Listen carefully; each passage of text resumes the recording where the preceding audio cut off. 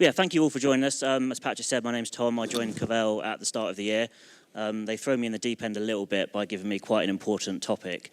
So I think Matt set the tone earlier about virtualization. That flowed through into the CEO panel. And as Patrick said, we've done maybe 50 service provider calls over the last few weeks. This has probably been the biggest topic that's came up. So it's very timely. We've got a great panel of experts to talk it through with us. So I'd like to start by asking you all to please just introduce yourselves, your companies, and talk a bit about the verticals that you specialise in. Perhaps we'll start down the end, Kimberly.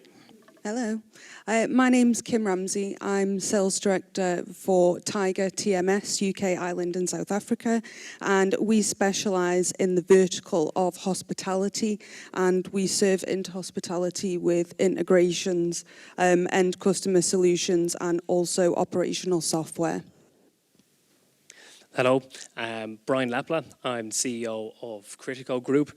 We specialise in critical communications, what was paging companies, radio companies, mainly into the verticals of healthcare, blue light, fire and utilities. And I suppose we've been with many of those verticals for a number of decades and kind of evolved through that with them as technology has changed. Hi there, I'm Dawn Marie. Is it on? Mute. There's a mute button. This? No. Oh, this? Yes. Sorry, I just got new contacts. I can't see it very well. Hi, I'm Dawn Marie Elder from Scipio, and what we specialize in is helping our partners help their customers voice enable Microsoft Teams, Zoom, and WebEx. We actually sell through a channel ecosystem, so we kind of serve all verticals, not just a particular one. And I want to point something out about our panel today as we introduce Katie next. What is unique about this panel up here? There are 3 ladies on stage, so yay us. Yeah, absolutely. So I'm Katie Kemshall. I head up public sector for UC at Charterhouse. So we are a service provider, and our kind of vertical specialism within my own team is specifically healthcare, education and local government. And we've really built those verticals from scratch over the last 5 years, really doing that kind of hyper-focused verticalisation that we've been talking about today. So. Great, so we agreed before that we were going to make this quite conversational, minimise my voice and maximise yours. So I think earlier on Matt did a good job at setting the scene for what's driving verticalisation, but I think you guys are probably closer to specific verticals, so it'd be good to get an idea, set the scene, what you're seeing driving the verticalisation in the areas you're working. Perhaps we'll go down this way to start with. So Katie, you talked a lot about the public sector. What are you seeing really pushing the need for bespoke offerings? Yeah, I mean, I would say, as I said, we focus really specifically. So we've built initially with healthcare, and then kind of branched out into education and local gov. But for us, it's really just understanding the focus value that those verticals need and understanding the challenges that present themselves into each of those verticals, and then kind of building from there. So a big one, obviously, in terms of the challenges that we've seen facing a lot of them, will be budget restrictions, and for us it's really understanding how are those restrictions stopping them from being able to do what they're currently doing, and then what services can we actually apply individually to provide an opportunity to do something about it. And Brian, I suppose you're in a similar area, talking about healthcare, sort of dealing with critical information. Is that kind of reflecting in what you're seeing? Yeah, I think healthcare over the last number of years, probably similar to a lot of verticals, is as technology has kind of massively evolved, and people have more access to technology at home, they want to see that in the vertical, particularly in healthcare. So we would have been really focused on critical communication, and I suppose, what does that mean? It used to mean, I suppose, getting messages to people so they could go somewhere. That's really evolved now with the clinical messaging as well, where people want more information, they want more data.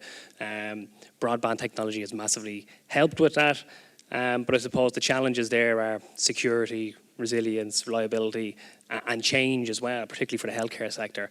But they are moving that way. We've been with them for a long time, and it's great to see that change and be part of it. But technology has probably been a big one. And Kimberly, I suppose in hospitality it's a unique set of challenges as well. I would say we work with a lot of different kinds of hotels, and each one of those faces a particular set of challenges. When it comes to brand standards, industry standards, for example, taking care of customers.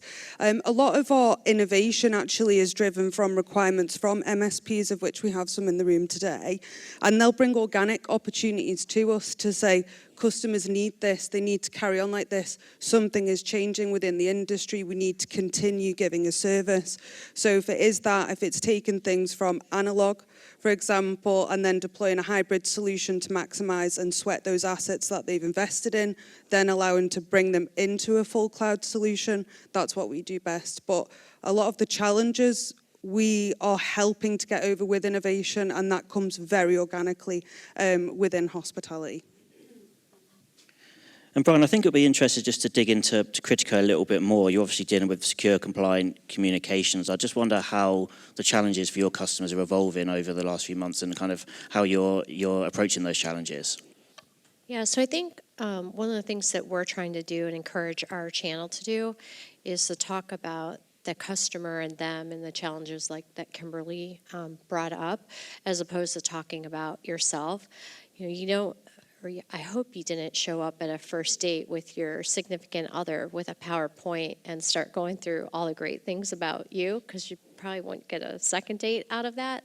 So we're really trying to change our messaging and marketing that we have from what we do to what is it that they need and how can we speak in their speak as opposed to our own speak, because hospitals and retail and hospitality organizations don't talk in Scipio telco speak. So for us to go to the table and do that, it just doesn't necessarily make for a good impression or that second date. And Brian, I think you were going to add something there. Yeah, just in terms of data is massive at the moment. It's only getting bigger. It's only going one way. People want more data, but with that comes more risk, I suppose, and more risk to security, data integrity as well. People know what they want, but they are afraid to take that leap sometimes. I suppose us as an industry, are making great strides there and being able to prove it to them. I think account management in those verticals is really important. So you can take them on that journey, explain to them, take them through, show them case studies, show them how it applies. They want greater functionality, but they don't want to lose anything they've had before in terms of reliability or security. But they can see the enhancements that these technologies give them. Yeah, and that I would just add that the use cases are so important because most people don't want to be trailblazers. They want to see that somebody else did it, before them. It's getting the first one that's the problem. Right. So you kind of got to like crowdsource to get others to jump on board. And you mentioned the account manager there. I think that's an interesting angle. Sort of the technology is one thing, but also the team. So how do you go about shaping your teams to be able to go and have conversations with the buyers in the verticals? Shall I take that one? So certainly within my own team, it has again been hyper-focused. So we have built specifically vertically aligned individuals who are specialists. So I have a healthcare specialist who understands patient care. She understands what do the patients require, what can we provide. I've got somebody who's focusing on local gov who understands it's all about resident improvement of their lives. So when she goes into a meeting, she understands what councils are looking for. She understands that currently 1 in 4 councils are declaring that they are facing bankruptcy unless they get funding. And so everything that she's talking around is specifically around that. And I think that's really key, whether it's working all the way through the supply chain with your vendors, for ourselves, everybody really understanding specifically. It's not just generic public sector, which I think a lot of people will go, oh yeah, your public sector. No, your health or your education. I think that's really important. Did you have a question? There's a question. Yeah, of course, yeah. So thank you for being here. I think it's really interesting to hear about the personal view. The verticals you're representing, especially UK, are under severe pressure financially. And I know you see it on a daily basis. So how do you balance innovation versus very cost-conscious vertical? Because we know it's not cheap and we're trying to tell you, but these customers, I know from experience, have very tight budgets, especially in the sector, especially in hospitality. So how do you manage this? Because it's quite a fine line to drive innovation and a very cost-conscious vertical. I can lead with that one. So effectively, how do we manage the fact that budgets are tight, and obviously, you know, how can they then invest into the areas that we're talking about? I think it very much depends on the vertical at the time. So at the moment for us, we, interestingly, despite the fact that 1 in 4 councils have said that they are facing the potential of bankruptcy, what we've also seen at the same time is that more councils than ever are coming out to tender for contact centre solutions. As an example, and many of our providers have said, "Oh, we're not interested in local gov. There's just no money in there at the moment." But actually, what they're really looking for is somebody who can say, "Okay, we will provide you with efficiencies," and the rise of AI, all of the exciting things that has led to in terms of return of investment for councils is a really exciting, interesting area, because ultimately they are all about understanding how they can communicate with their residents better. So if they can free up time for their agents, they can really show an ROI on that. I was talking to a council literally last week who was showing me his slides in terms of, we've saved this amount of hours, we've done this, and this is all through Copilot. And so it's really understanding the value of the vertical, I think, and how you can save them money. I think that's probably quite a good question for the other panellists as well. You've got something to say there, Kimberly, in terms of the hospitality I think sector. Katie had it down pat, to be honest. But just to ride on the back of that, I'd like to say a pertinent consumer, you know, sort of a discerning consumer that has pennies to pinch, they would do well to listen on not only the features that we're selling, but the benefits that we're bringing. And if that's interface aggregation, for example, something that we help with, getting people to cloud, for example, what other benefits does that bring, not just the features of the sale and the solution. So the benefits of cloud strategy, for example, this means taking hardware off-site, more points towards your ESG and sustainability efforts, which will help you to attract lots of different kinds of travellers. So it really brings turns on your ROI, but it just depends who you're speaking to as well. The person that you're speaking to, yes, I have a whole list of features that I could be selling you, but what are they interested in? The benefits of this person? What are they themselves? You know, KPIs, for example, what do they have to hit? How can we help them and get them to invest in a solution that ultimately will bring a good return on investment? And Brian, you're supposed to talking about a different kind of technology, but incredibly important. How do you balance the kind of the innovation with the need to have a working solution that's affordable? Yeah, I think there's not a vertical we could probably mention up here today that is flush with cash and isn't watching their budgets and has an unlimited spend. So everybody is conscious of cost in any vertical. I think understanding the vertical, the client, and allowing them to see the value in what the solution you're bringing to them actually brings, not just the nuts and bolts of what you're putting in there, but what it does for their workflow, what it does, how the time-saving piece that's going to come in, putting a number on that. It's never easy. It's always a conundrum. Everyone wants to grow their sales, but everyone also wants to get stuff for the best price as well. So I don't think that challenge is ever going to go away. Budgets are always tight. But letting people see the value and understanding the vertical, I think, helps with that, because then you want to move the conversation away from price. You want to move it away more towards what you bring to the table, what competitors are in the market. You don't want to be having a race to the bottom on price either. But yeah, really important point. And I think everybody in this room will probably say that budgets are tight across all verticals. Public sector definitely, but all verticals. I don't think anyone's finding it easy in terms of people having excess budgets that they want to get rid of. Have you got any other questions just before we sort of change tact quickly? No? Dawn Marie, I think it's interesting because you're coming at this from a slightly different angle. So I just wonder what the service providers and the resellers that you work with, what challenges are they facing in terms of verticalization, and how are you helping them solve those problems? I think one of the biggest problems is they don't necessarily know or understand or have thought about that they need to change their talk tracks so that they can differentiate themselves from their competitors and not become commoditized in that race to the bottom. But it's hard to always change that. To Katie's point, they didn't necessarily think it through and hire the experts that they need, and some of their sales staff that they're working with may not know anything about that type of customer or vertical that they're assigned to, or the customer that they're working with.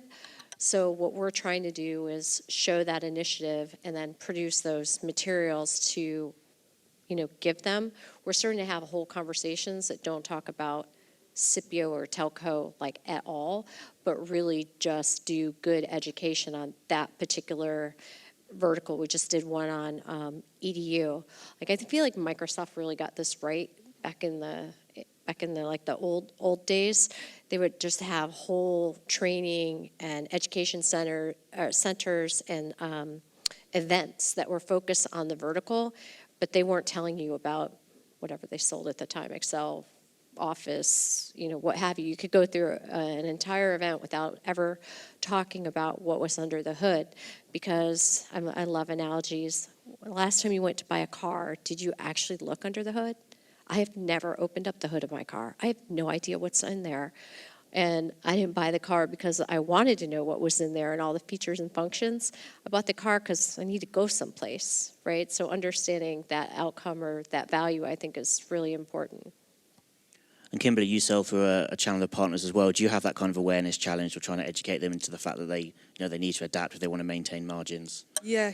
So we do really well in overcoming challenges, and especially I was doing a little bit of research earlier this year of messaging into Africa, and a little bit of feedback from one of my partners was that the messaging's too complex. For example, is that you're using a lot of percentage savings, ROI terminology. He said just really simplify it.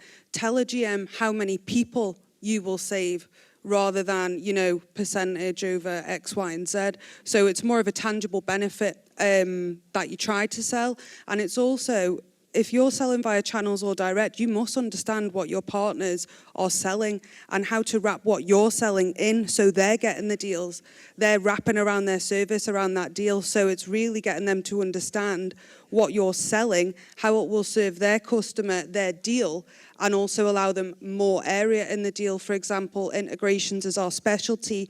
I would, work with an MSP that obviously, sells a nice PBX, cloud-based PBX. But then I let them know about other integrations that we do. So this is IPTV, PMS, BMS, building management systems, and all of that. When you're speaking to a hotelier or an IT director, they're going to listen a little bit more. And the reason is because you're empowering your channel or your MSP by speaking the right language and selling the benefits over the feature. Must understand who you're talking to. I would speak differently to a GM versus a VP of IT, for example, because the benefits are completely different.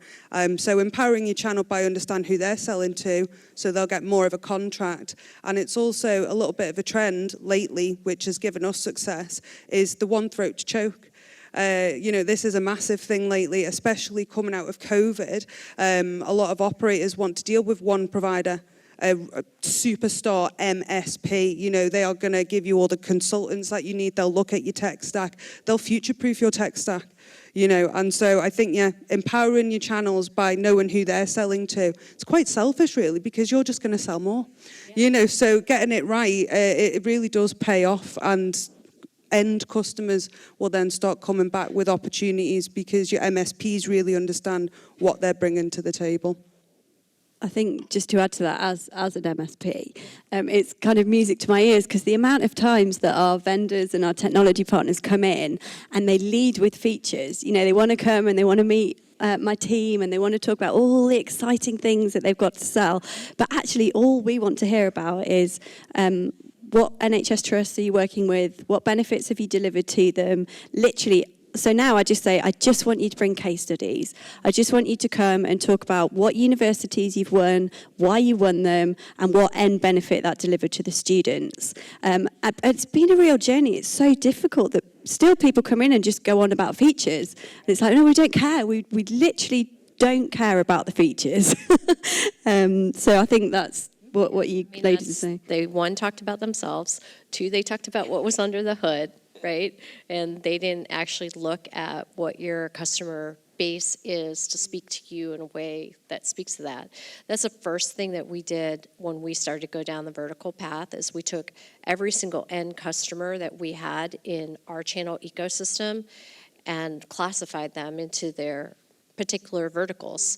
And then we looked at the partner pivots, and that's how we've prioritized all of our focus and why we came up with EDU first, because we were surprised. I had no idea that 50% of our accounts were EDU-based accounts.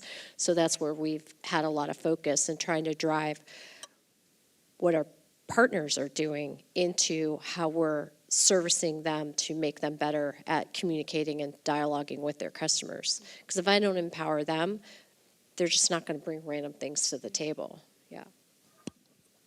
We got any more questions at the moment? Just on what you just said about you don't want to hear about features, you want to hear about who your vendors are working with. Why do you want that? Is that because you're trying to break into a new vertical market when maybe you don't have experience?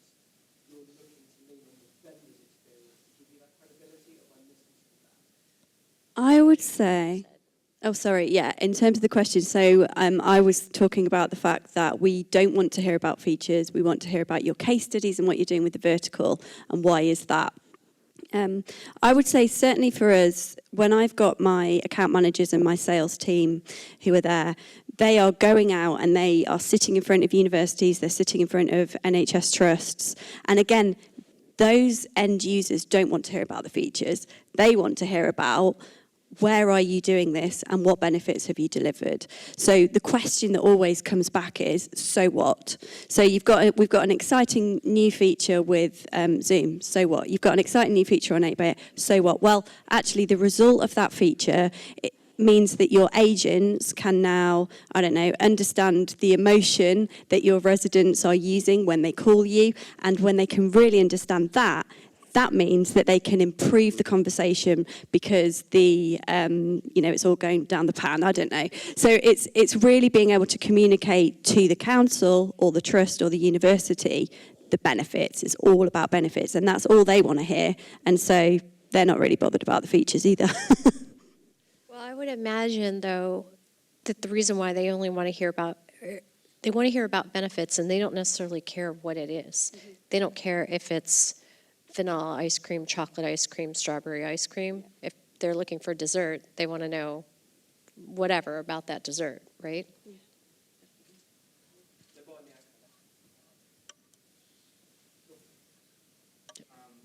this is not a very precise question, but Patrick talked earlier about like three aspects maybe of verticalization, which were marketing, product, and sales experience and service.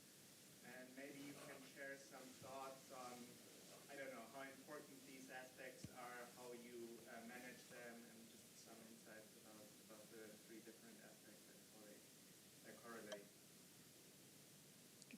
I wasn't here for that one. What were the aspects?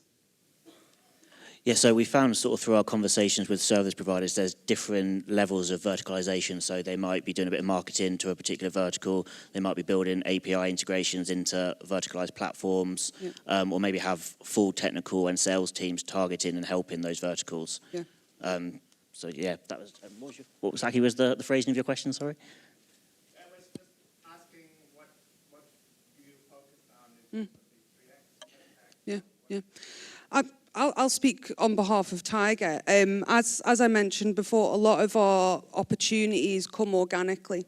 And so it's because there's a real requirement within hotels. And again, going back to budgets, some things are nice to have, some things are we absolutely cannot run without it. So it's a lot of things that you find you're delivering into market, They actually don't need marketed too much because word of mouth advertising, for example, brand standards, if you're adhering to brand standards and servicing someone adhering to brand standards, it's not something that you really need to market.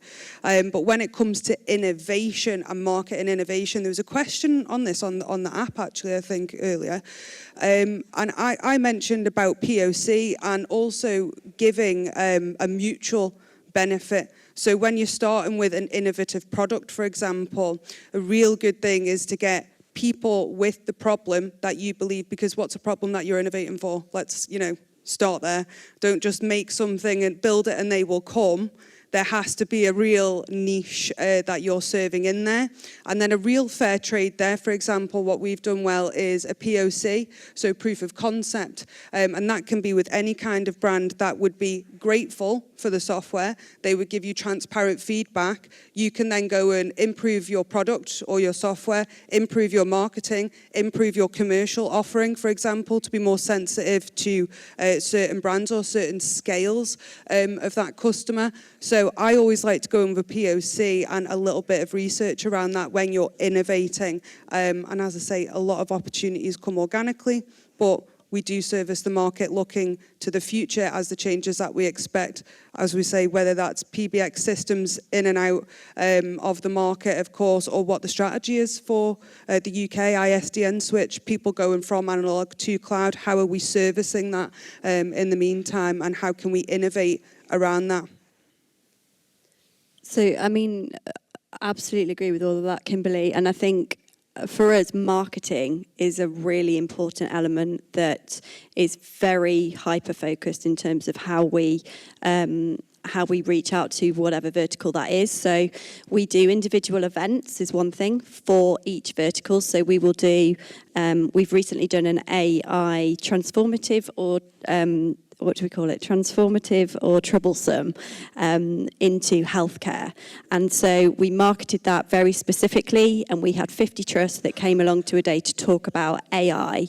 And all of the people that came along, all of our vendors had vertical specific experts. The demos were all specifically around patient care and how they're delivering technology to drive that. Another one that we did recently was around education. We've got an education one coming up. And everything that we're marketing around that is all about the fact that, last week in the news it was said that there were going to be 10,000 job losses across the UK in universities because we're seeing less international students coming into the country.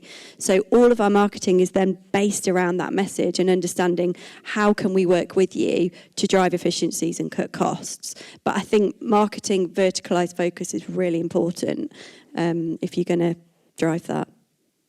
And Dawn Marie, I think you've probably got a good angle there because you're targeting different verticals, aren't you? So how do you kind of approach that in terms of the marketing? Say the last part again. How do you kind of approach your marketing towards verticals, bearing in mind that you sort of service many different verticals through your service provider Well, I partners? said earlier that we prioritize them based on where the partners' accounts are focused first and foremost, so that they can use those use cases to then go target another customer that's like in kind to that.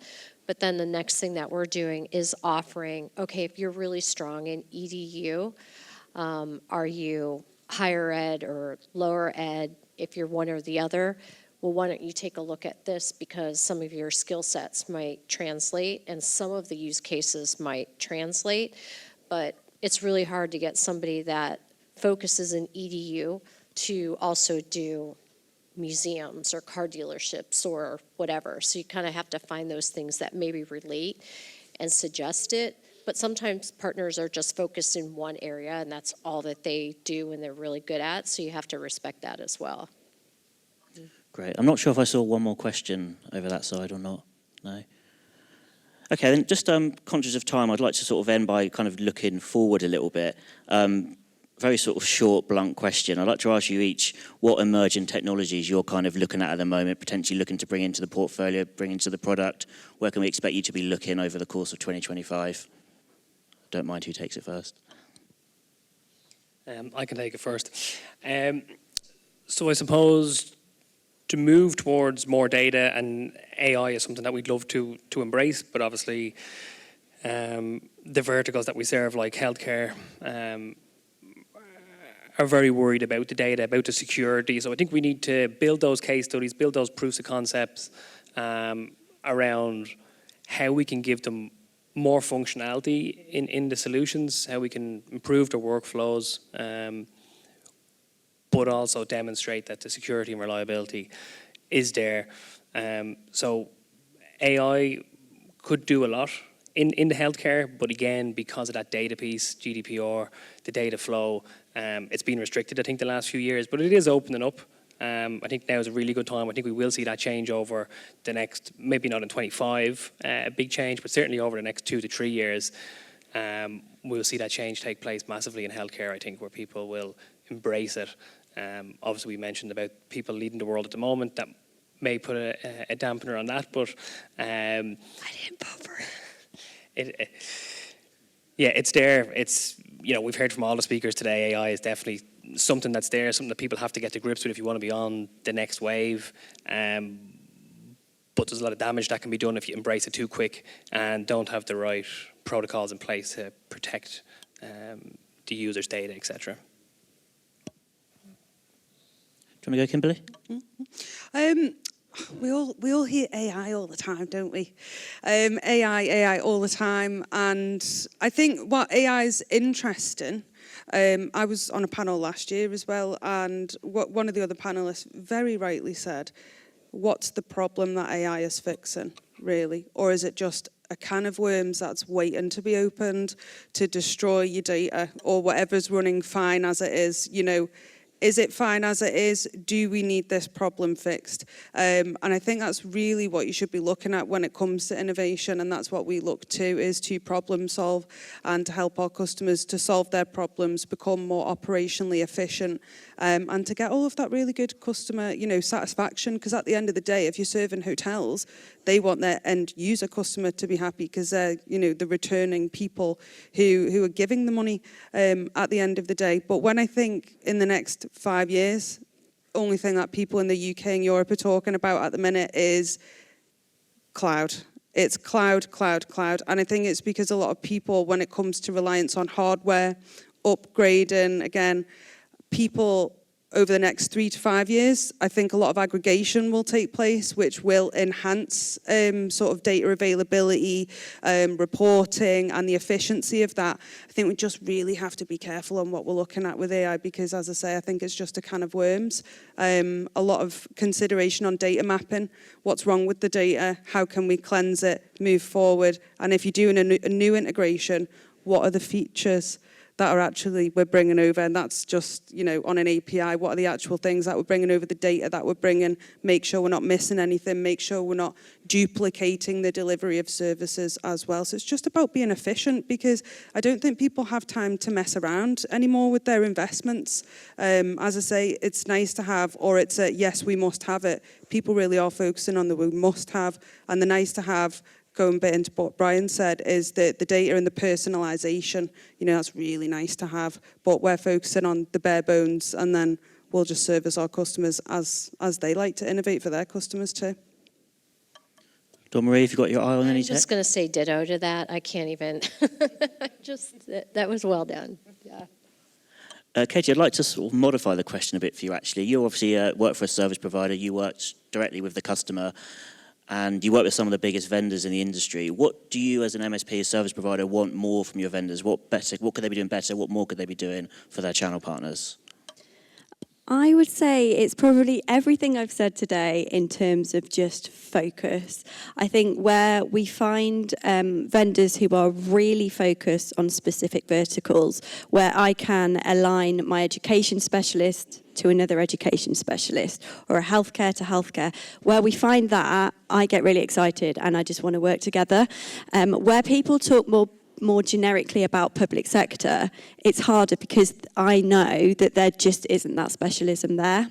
So I think that's one thing. I think the second thing is agility and being able to work with us in terms of innovation into our verticals. So as and when problems come up, as and when integration needs come up, healthcare, for example, hospitals want to integrate with their EPR systems, with Epic and Cerner. are you able to listen and hear what we've said? Are you able to throw product management teams at us and people who can genuinely go, right, let's look at this integration, work out what APIs we need, and actually work to make a difference? So being able to be agile and respond to vertical needs as and when they come up as well. We've just about got time for some questions. I've got a final question, but is there anything from the audience before we wrap up? No? Okay. Well, I'd just like to finish by asking you all to give, or what would your advice be to a reseller or service provider looking to start specialising in a particular vertical? How do they go about starting that process? Maybe start down the end again. I would say find a niche and fill it, or copy and paste a successful provider. I think, they say, an artist can copy, but a real artist will steal. So I think that this understanding actually what's working in the market, don't recreate the wheel. At this point, how far sort of down software solutions and invested are we into particular software solutions? I think that's, yeah. I think it was touched on earlier on. Features, they expect that the features are there. They don't want to hear about them. They expect you can do it. And there's 3 or 4 people lining up to go into that meeting room after you with the same features or very similar. So it's really about understanding the problems that they have and going to them with solutions. The features will ultimately solve the problems they have, but it's how you phrase it. I think resourcing the team is really important as well. It was mentioned earlier on about customer retention being ever so important now. There's nothing more frustrating when you ring customer support or sales and they have no idea about your industry. So having salespeople, having technical people, having customer support people that understand how the customers use your solutions and systems is really powerful and will help you retain customers. So I think you need to resource in the team that they have that clear focus on whatever vertical is, whether it's healthcare, utilities, education. They know how they're using it and what problems they're experiencing in the market today. Yeah, so I said earlier that we started by taking inventory of what we have, and then we're also helping our partners to look at inventory of what they have with subject matter expertise, like Katie and her company have. But I love the idea that I just got from you when you said it is, and I hope there's none of my competitors in here, but looking at where people aren't and what those niches are, because that might be the outlier to be the only one that's there, and kind of plant that flag. I won't tell you which ones I have in mind, but as I listened to you, I got some ideas of where we could go where others are not. So I would say make sure that systemically your whole organisation is aware of that vertical and the potential changes that may bring into your organisation. So obviously I'm public sector. A big thing for us in healthcare was everybody has to understand from finance, they have to understand that margins will be lower. They have to understand that when they are targeting their sales team, they can't just have a consistent target throughout the year. It has to be a hockey stick effect in March, because that's where most of their business will come in, all the way through to billing. The NHS will not pay a bill if they don't have a PO. And so everybody across your organisation has to be ready for it and aware of it and all the idiosyncrasies that come with that vertical. Great. We are just about out of time now. I hope you found that useful. We got a short break, I think, till just before 4 o'clock. But yeah, thank you for your time, and thank you to all of our panelists.